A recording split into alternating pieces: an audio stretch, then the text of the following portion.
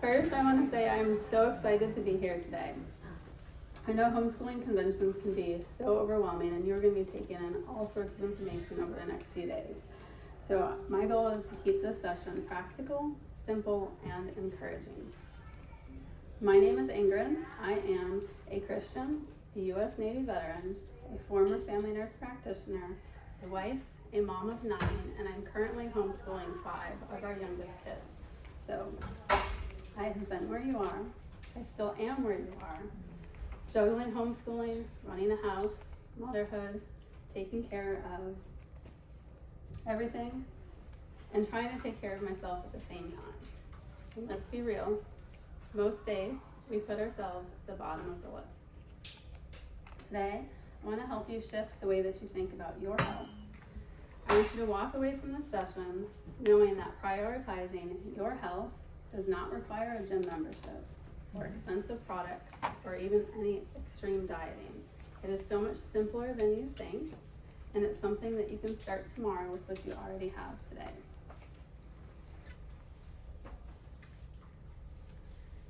I am too busy.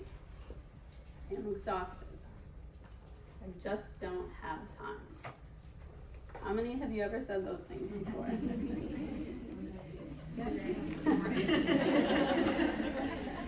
Me too. We are constantly pouring into our children, our families, our homes, our homeschooling, and by the end of the day, we are running on fumes. The thought or idea of working out or meal prepping is just one more thing on our never-ending to-do list.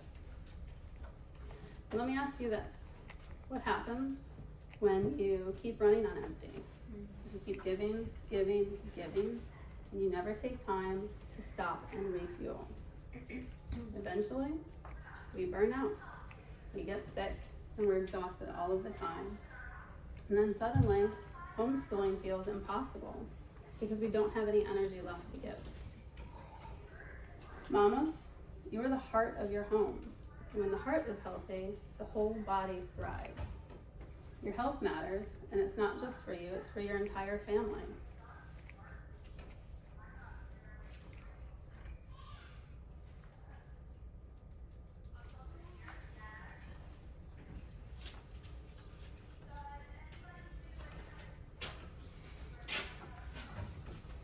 I want you to stop, and I want you to think about your faith journey for a moment. When you gave your life to Christ, did everything change overnight? Did you have an instant transformation or an immediate sanctification? No. It's a process, right? A daily walk. Growth happens through small, consistent steps.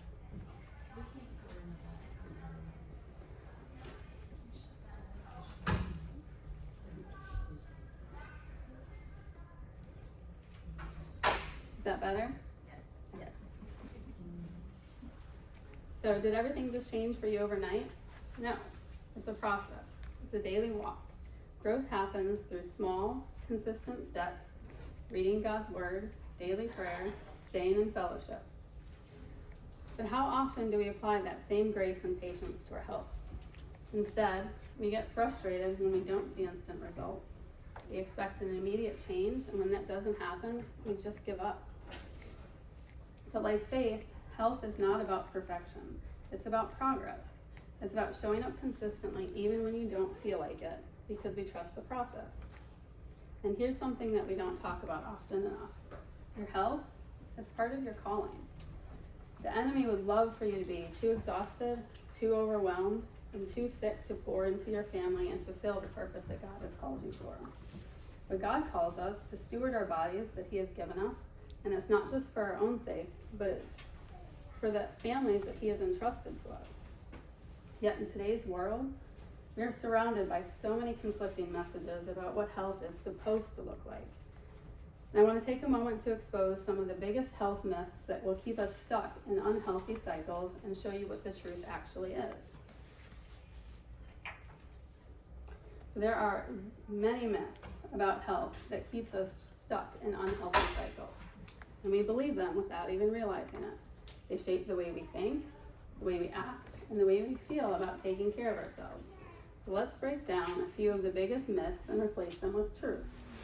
Myth number 1, health has to be all or nothing.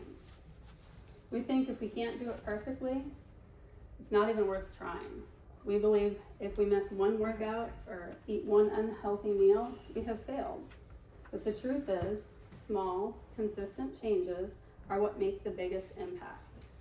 Just like our faith walk, one prayer, one act of obedience, one step of faith at a time.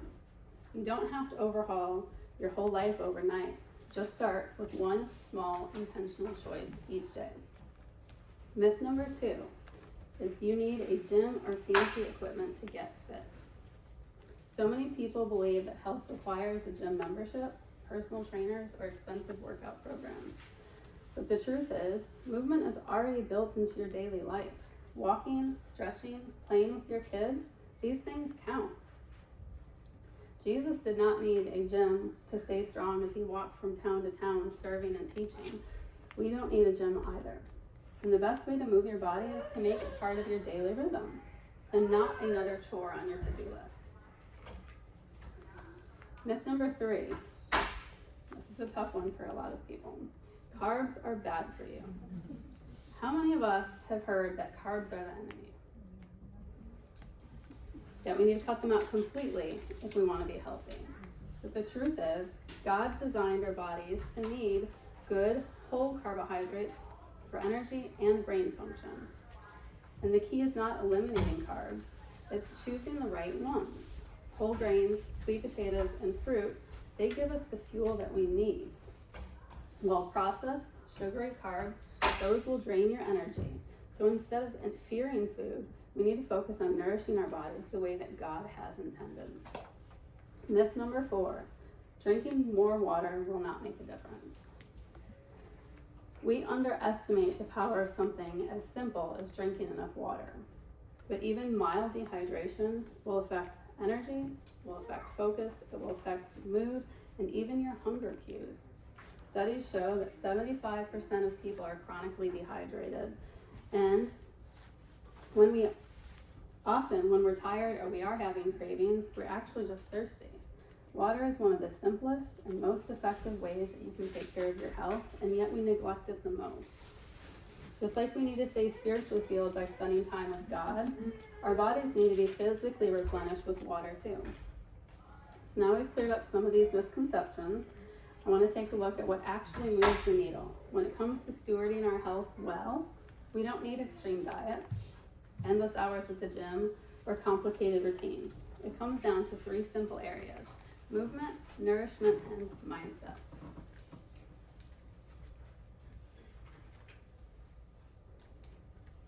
So the good news is, you don't need a gym, you don't need fancy equipment, you don't need hour-long workouts to take care of your body. You just need to move. And the best way to do that as a homeschool mom is with your kids. First, I want you to think about movement like a natural part of your day, not as an extra task. And then, we make movement part of our family culture, and it does not feel like something extra, it just becomes a way of life. So how do we do this? I'm going to give you a few simple ways that you can make movement a regular part of your homeschool day. Go for a walk after meals. Doesn't have to be long. 10 or 15 minutes will make a difference. Play an active game of soccer in the yard. Play tag with your kids. Just kick the ball around. Have a dance party. Put on your kids' favorite music and dance for 10 to 15 minutes. Just 10 to 15 minutes of movement with your kids is going to create fun, connection, and that's what both of you need. And when this is done consistently, it will make a difference. The chores, the dirty dishes, the laundry, they're not going anywhere, and they will never ever be done.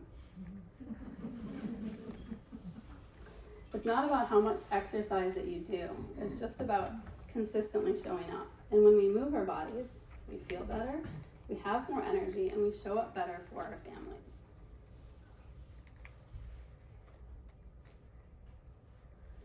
One of the best ways that you can make sure movement happens is to make it fun. If it feels like a chore, no one, including you, is going to want to do it. But if you make it a game, your kids will not only enjoy it, they will remind you to keep doing it. So let's turn exercise into a fun family activity. First, the exercise dice game. Pick up a set of blank foam dice from your Dollar Tree.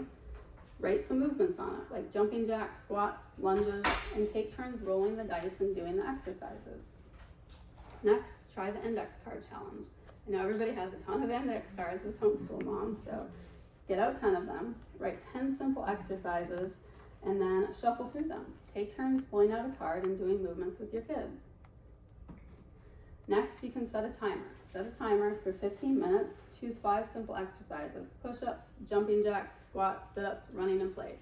And then just rotate through them on repeat until the timer goes off. If you tell your kids Monday, Wednesday, Friday are going to be workout game days, I promise you, they will make sure that you stick with it. Kids love routines and they love being part of this process. When movement is fun, it stops feeling like a burden and it becomes a way to connect with your kids while you are taking care of your health.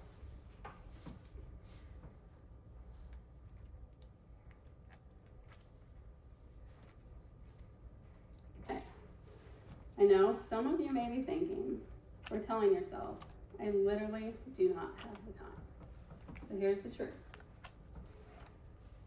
We make time for what matters.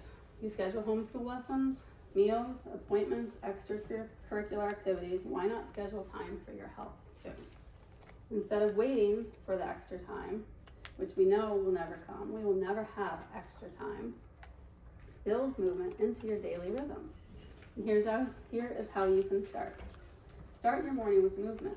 Just 10 minutes of moving your body before breakfast can boost your energy for the entire day. Use homeschool breaks. Stretch during lesson transitions. Do some squats while your kids are doing their work. You can even move while you're cooking. Try doing some calf raises while you're stirring dinner. You can do lunges while you're waiting for the timer on the oven to go off. Set an appointment with yourself and literally put it on the calendar like a homeschool lesson. And when you start thinking about movement as a part of your day, instead of something that you do if you have the time, then it actually happens. And the best part is it doesn't have to be complicated. It doesn't have to be long. Consistent, small changes throughout the day have a greater impact over time than just one intense workout a week.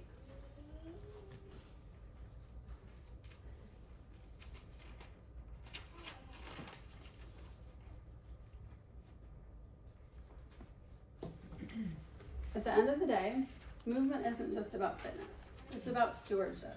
Your body is a gift from God, and taking care of it is an act of worship. When we shift the mindset from, I have to work out, to, I get to take care of the body that God has given me, everything changes. Let's look at some ways that you can make movement an opportunity to connect with God. Go for a walk as an act of gratitude. Take a prayer walk. Thank God for your health, for your family, and ask Him for strength. Take some time to stretch as an act of surrender. Use some deep breathing and reflection to let go of the stress. Move to serve. When you are strong and energized, you can better serve your family. And this is not about perfection. It's about faithfulness.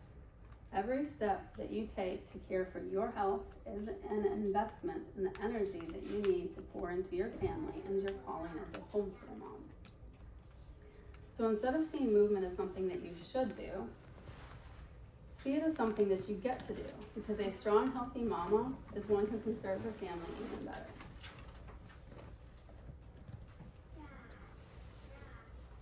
Before we move on to nourishment, I want to take a minute and talk about something that is simple but powerful: hydration. It is one of the most overlooked aspects of health, and it affects everything: our energy, our mood, digestion, our ability to think clearly, and yet most of us do not drink nearly enough water.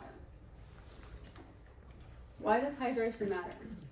Did you know that 75% of people are chronically dehydrated? That means most of us are walking around tired, irritable, and craving snacks, but what we really need is water. Even mild dehydration can cause headaches, brain fog, fatigue, and muscle cramps. And for moms, dehydration can make us feel even more overwhelmed and exhausted. Think about it this way: we need to stay spiritually fed by spending time with God. Our bodies need to be physically replenished too. When we run on empty, we can't show up well for our families.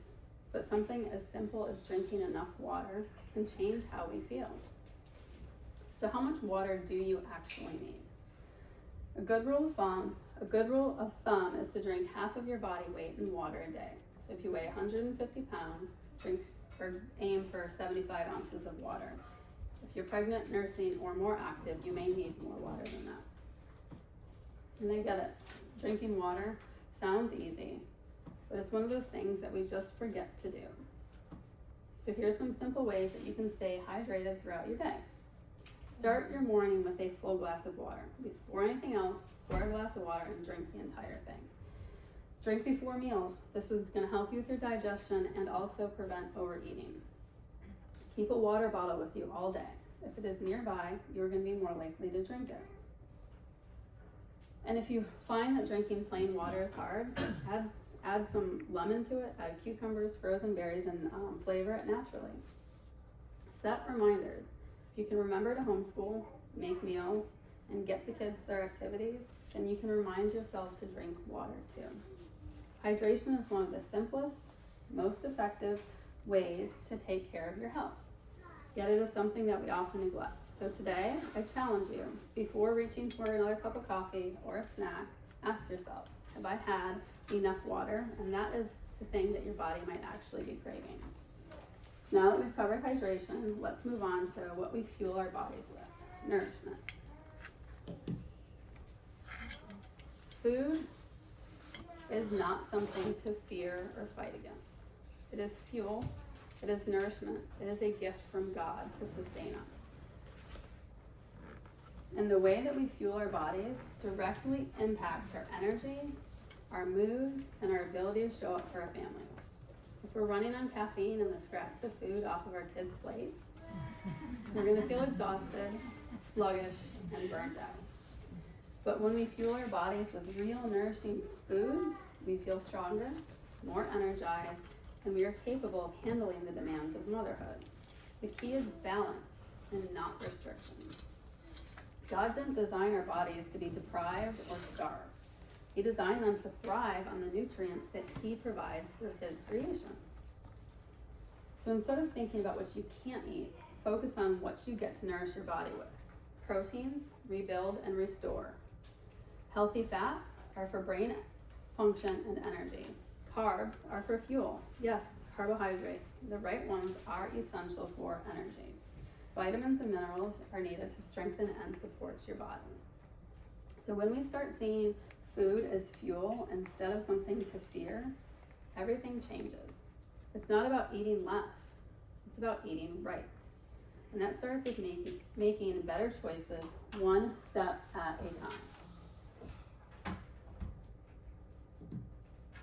So in today's world, we are bombarded with diet culture, cutting carbs, eliminating entire food groups, obsessing over the scale and the way that we look. But hear me on this. God did not design your body to live in a constant state of restriction.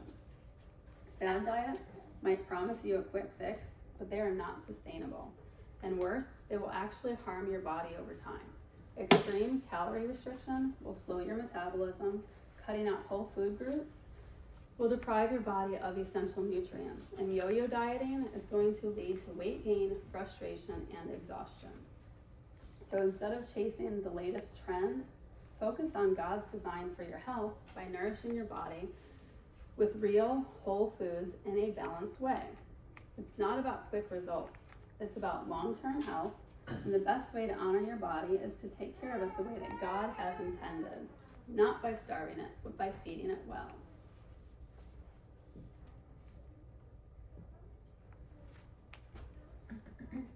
One of the biggest reasons why healthy eating can feel overwhelming is because we overcomplicate it. The truth is, nutrition doesn't have to be hard. It just takes learning and simplifying. Instead of trying to change everything overnight, take it one step at a time. Start by learning the basics. What is a healthy carb versus an unhealthy carb? Sweet potatoes or white potatoes? What are good fats versus bad fats? Think avocados or processed oils. What are clean proteins versus highly processed ones? Grilled chicken or fried nuggets? Once you know the basics, you can start making simple swaps one at a time. Swap out sugary cereal for eggs and fruit. Replace soda pop with water or herbal tea. Choose whole grain bread instead of white, and write it down. Make a list of healthy foods that you and your family enjoy, and that's what you do your grocery shopping on. Small changes are done consistently, and they will completely transform your health over time. It is not about perfection, it is about progress.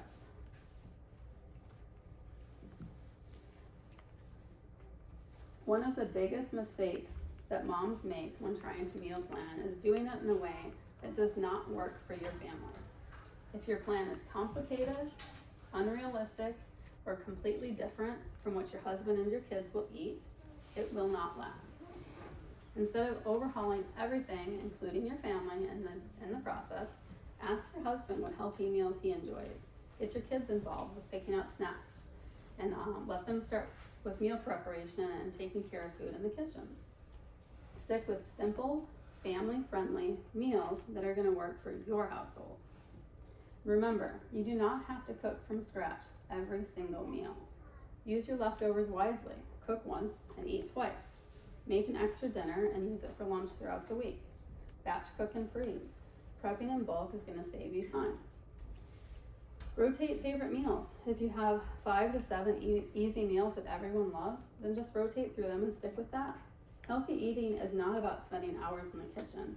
It's about making realistic choices that work in your life. So, before we talk about anything else, let's get one thing straight. Your mindset about your health will determine your success. If you believe that taking care of your health is selfish, unnecessary, or impossible, then you will always put yourself last. But what if you saw health differently? What if you saw it as a way to serve God and your families better? Health is not about fitting into a certain size clothing, chasing numbers on the scale, the way you look, or achieving unrealistic image of perfection.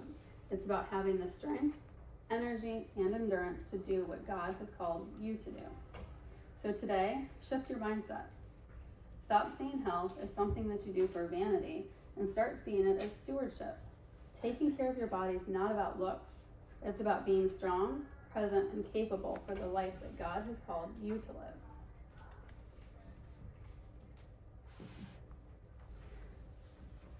Okay, I know some of you may be thinking, but I feel guilty when I take time for myself. Mamas, I need you to hear this. Taking care of yourself is not selfish, it is necessary. Think about this. When you're exhausted, overwhelmed, and barely holding it all together, how do you show up for your kids? Probably not with the patience, energy, and joy that you want to have. When you take care of your health, when you fuel your body well, when you move regularly and rest when needed, you become a better mom, a better wife, and a better homeschool teacher. Even Jesus stepped away from the crowds to rest and renew his strength. So if he needed it, surely we do too. Prioritizing your health is not neglecting your family. It's making sure that you can pour into them from a full cup.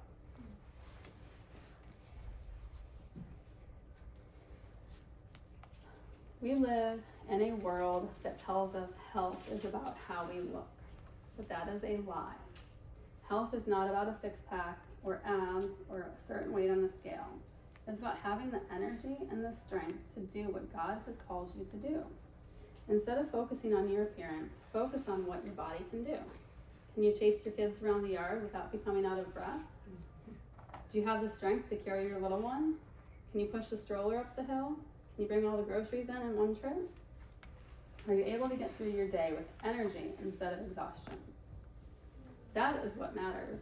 The scale does not determine your worth. God already has. True health is about being strong, active, and present for your family, not about looking a certain way. And the biggest excuse that I hear from moms is, I just don't have time. But let's be honest.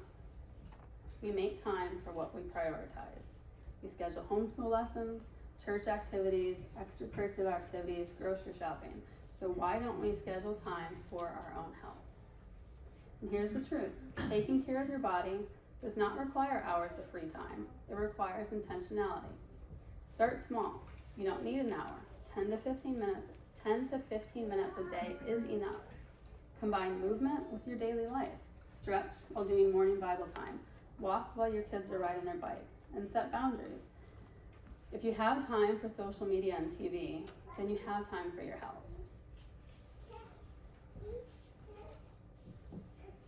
And at the core of everything that we have just talked about is faith. Your health is not just about what you eat or how much you move. It's about aligning your health with your walk with Christ. God cares about every part of your life, including how you care for the body that He has given you. When we see health through a Christ-centered lens, it changes everything. Your body is a temple of the Holy Spirit, 1 Corinthians 6:19-20. And caring for it is an act of worship. God gives us food as provision, not something to fear. Eat with gratitude and wisdom, not restriction and guilt. Your strength comes from Him, and when you feel weak, exhausted, or just discouraged, lean on God, not your own willpower. This journey is not about perfection. It is about faithfulness. It's about showing up each day and honoring God with small, consistent choices that are going to lead to lasting health. When Christ is at the center of your health journey, then everything's going to fall into place. Now, I need you to listen to this very closely because this is important. There will be days, weeks, or even entire seasons when your health takes a backseat. Life gets busy, babies don't sleep, schedules fill up, unexpected challenges will come. And when that happens, the enemy wants to convince you that you have failed and there's no point in trying again. But that is a lie. Health is not an all or nothing journey. It's a lifelong walk, just like our faith. There will be moments when we stumble. And when we do, God does not shame us. He calls us to get back up. So if you've fallen off track, if you haven't made the healthiest choices lately, or if you feel like you're starting over for the 100th time, I want to remind you, you have not failed. And you don't need to wait for Monday, a new month, or a perfect schedule to start again. You can begin right now. Give yourself grace. Also, give yourself permission to move forward. God's mercies are new every morning, and every new day is an opportunity to care for the body that God has given you.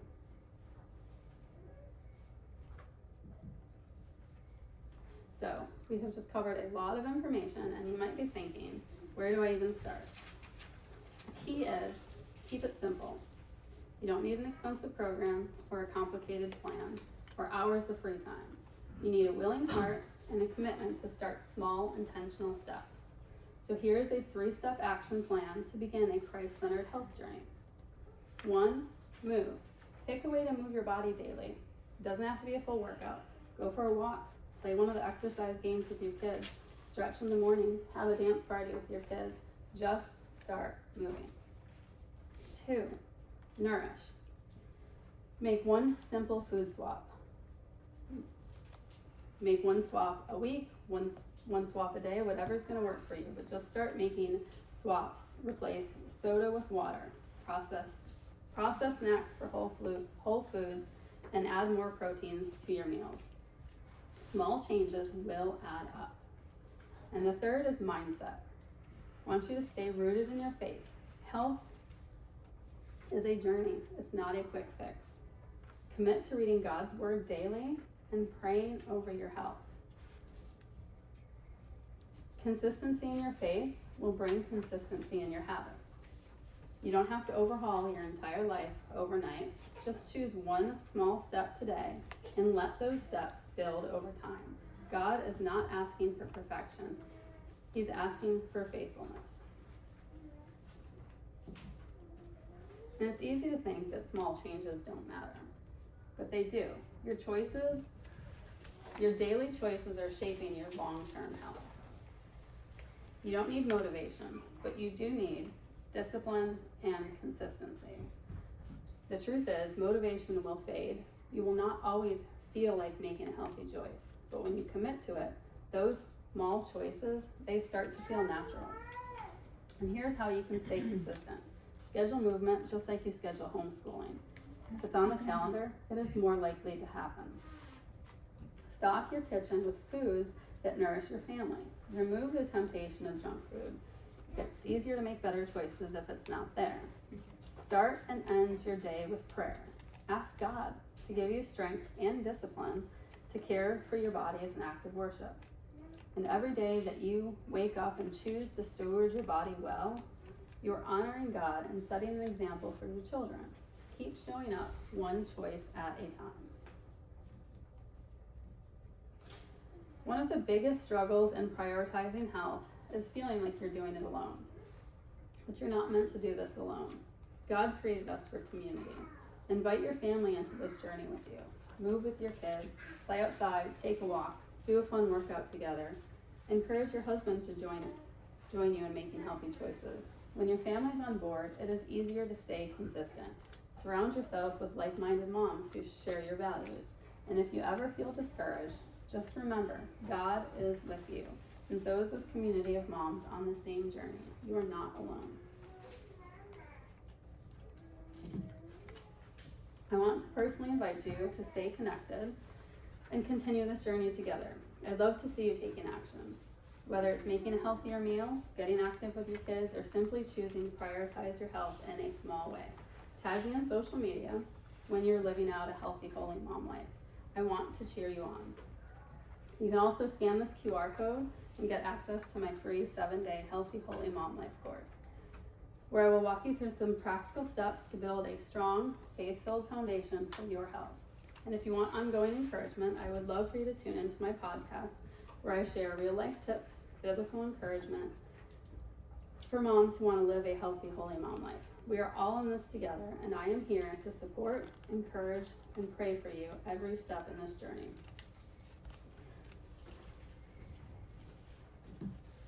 Thank you so much for spending time listening to me today. I know that you're juggling so much, and I truly believe that prioritizing your health, physically, spiritually, and emotionally, will bless both you and your family. Remember, this is a journey. It is not a destination. You don't have to be perfect. Just keep showing up one step at a time. I am cheering you on. Most importantly, God is with you every step of the way. You've got this, and He's got you. All right, so before we... Could you go back to the QR code, please? Yeah.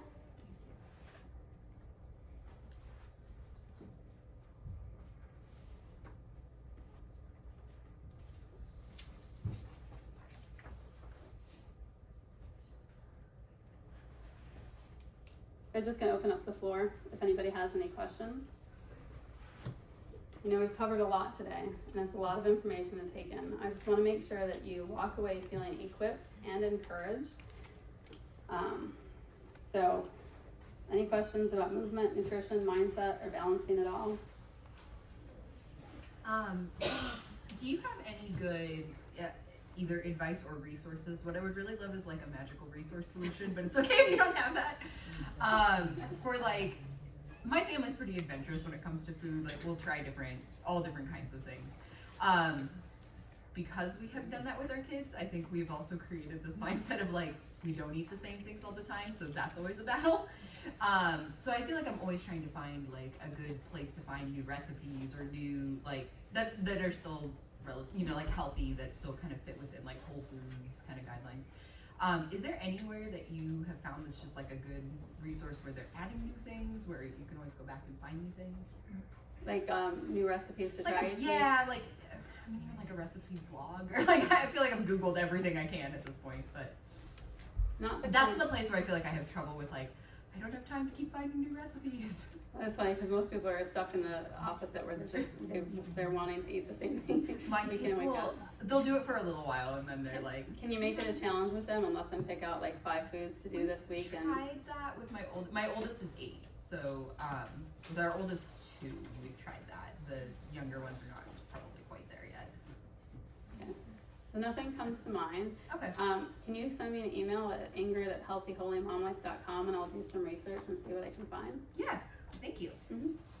Any other questions?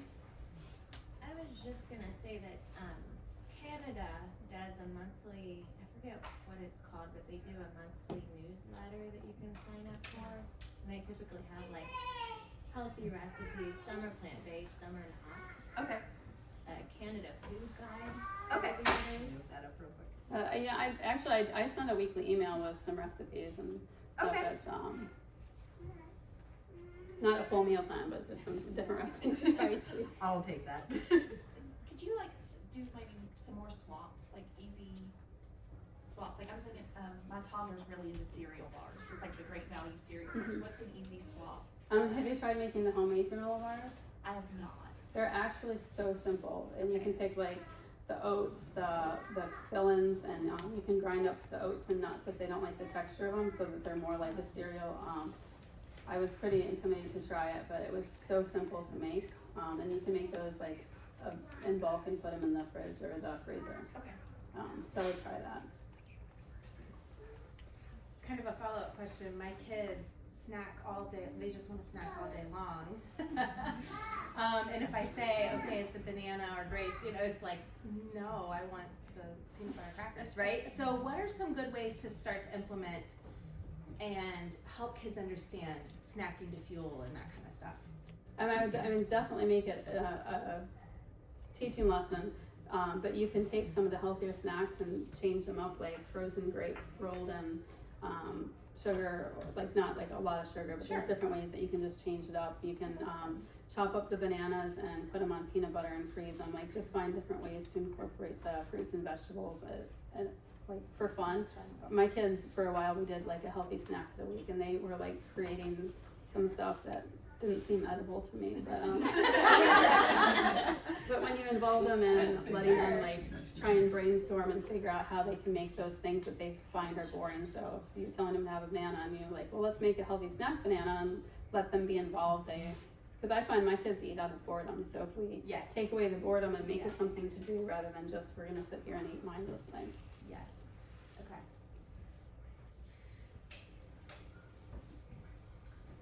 My question was, when you're planning meals, this is where I have certain, there's dietary restrictions. Like, what about those for like, okay, I'm a mom who like shouldn't have dairy, but am I really gonna cut out dairy out of my entire family's recipes? So that's kind of my question, like, the time frame. I know sometimes like, oh, we don't want to make multiple meals, but I find myself sacrificing myself, like, this is the meal everyone wanted, they love it, and there's dairy in it, so I'm just gonna eat it, because I don't know if you have, if anyone else. Actually, I do. One of my kiddos is strict dairy-free, no high fructose corn syrup, no dye. So, and then I've got one that can't have nuts or corn or eggs. So, like I'm juggling a lot with that. And so I do like the main meal for regular for everybody. Like if I make something like a lasagna type dish that has cheese in it, I will just keep out a portion of it and make it for him with dairy-free cheese or without cheese. But I don't make everybody else eat differently because he has to eat differently. So like I still make everything normal and I just accommodate a portion of that. If that makes sense. Kind of piggybacking off of that, I have a son who has some sensory issues, and he is open to trying new things, but he really struggles with a lot of different textures. Like he physically can't do some things.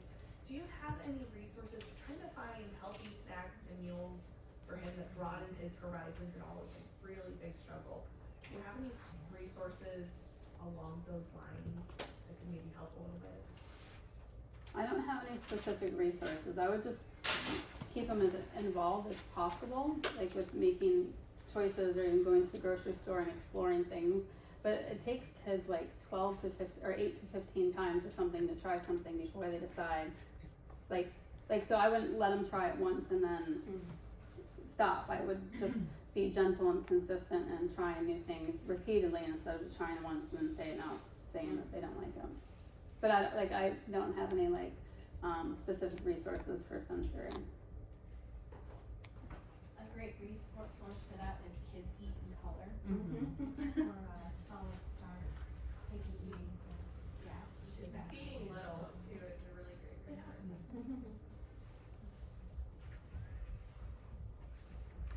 Any other questions? Yeah, so for totally different. My problem is the movement. That's the problem, because I've got homeschool kids to homeschool, and then I have a job that is a sedentary job. And so it's like, okay, for me, in order for me to get my movement in, I have to do before anybody gets up in the morning. And then I still have to make sure they get up and move around. And then I still have to make sure I get my work done. And it's just, the concept of doing it together as a family is a beautiful thing. I would love to do that. However, it just doesn't seem to, because the schooling only has so many hours, because I have to get to the work. Right. The time is very limited. How How old are your kids? I have a 16, a 13, and a 10-year-old. Okay, so they're pretty independent, so, I mean, in a situation like that, I would prioritize 10 to 15 minutes just for yourself before everybody gets up, whether it's going for a walk or just stretching and just moving your body. Ideally, I would love to have the kids involved in every workout, but a couple days a week, I'll let them be included in my workout, and then other days of the week, I do it while they're napping or sleeping, just because sometimes you just don't want them climbing all over you while you're trying. I've got little littler ones still, but with older kids and you're trying to work that into such a full schedule, I would just prioritize 10 minutes, and with everything you're doing, I would think that doing it first thing in the morning would. Well, I mean, I don't have a problem getting my workout in. Okay. The problem is getting them to move, because they're electronic children. Can you make it a game or competition somehow? When I've done that in the past, it became a fight. I can show that. You're not doing push-ups. There I've are got boys. There are some online PE programs. Forum PE is a Christian-based PE, like an interactive PE class. I have one program on my website that is like a course that you can put them through, so that they would have scheduled activities 3 times a week. So I would look for, especially if they're into electronics and screen type stuff, I would try and find an interactive course that they could do independently that would get them moving without it feeling like something extra. Yeah, There's okay. also Next Playground, NEX Playground. It's like a game system. You can get it at like Best Buy. We just got one. I don't know if your kids are a little older for that, maybe, but it's kind of an interactive way. They don't have controllers, so you don't sit down. You actually, it's like an AI kind of thing where it can, like a green screen for movie, it can kind of sense motion. It can, so it kind of, depending on first player, second player, third player, whatever, it can sense the body, and you just move with the motions, and they can play games that way, and it's actually really fun. I don't know with the kids being older how that would go, but maybe I'd look into that.